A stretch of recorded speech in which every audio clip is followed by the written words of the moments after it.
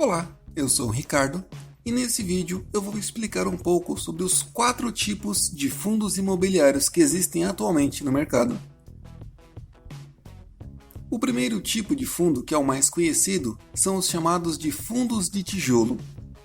Esses são assim chamados por representarem os imóveis físicos propriamente ditos.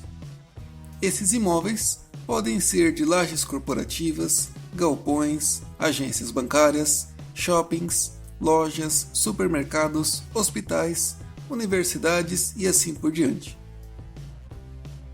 Nesses imóveis, os inquilinos pagam aluguéis que são repassados diretamente aos cotistas. Esses contratos são atualizados geralmente anualmente com base em algum indicador, como IPCA ou IGPM. Além disso, os imóveis possuem avaliação patrimonial uma vez ao ano, que costumam acompanhar a inflação do período.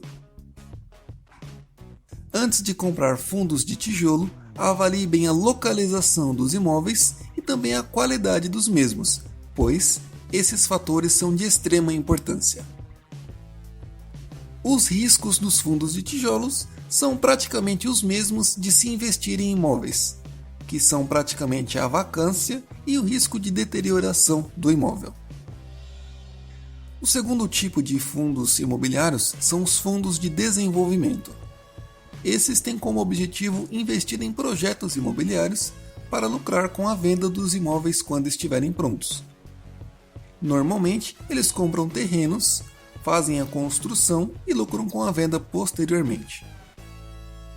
Os fundos de desenvolvimento conseguem distribuir renda mensal, pois possuem imóveis em diferentes estágios, alguns ainda na fase de terreno, outros com imóveis já sendo vendidos e outros em fase de construção. Assim, mesmo obtendo lucro somente na venda, eles conseguem distribuir uma renda praticamente recorrente. Nesse tipo de fundo existe um risco um pouco maior, pois além do risco de não vender o imóvel, ainda existe o risco de algum tipo de embargo da obra. O terceiro tipo de fundos imobiliários são os fundos de papel. Eles investem basicamente em investimentos de renda fixa voltados ao setor imobiliário, como CRI e LCI. A principal vantagem de investir nesse tipo de fundo é que, como o fundo ele consegue juntar bastante dinheiro para fazer os seus investimentos, eles conseguem taxas melhores do que pequenos investidores conseguiriam tentando investir sozinhos.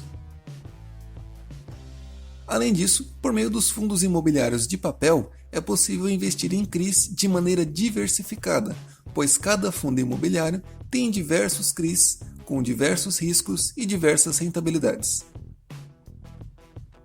Antes de investir em fundos imobiliários de papel, tenha em mente que a cota deste tipo de fundo não é atualizada como os imóveis, por exemplo, que costumam acompanhar a inflação. Então, cabe ao investidor reaplicar a parte relativa à inflação desse período. Então, digamos que, por exemplo, você esteja vivendo já dos dividendos, se você tiver somente fundos de papel, você deve reinvestir a parte da inflação, senão ela vai automaticamente corroendo cada vez mais os seus rendimentos.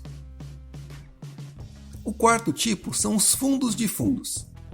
Esses fundos aplicam em sua maior parte em cotas de outros fundos imobiliários. Eles são bem parecidos com fundos de ações, que compram e vendem ações de várias empresas diferentes, só que nesse caso de fundos imobiliários.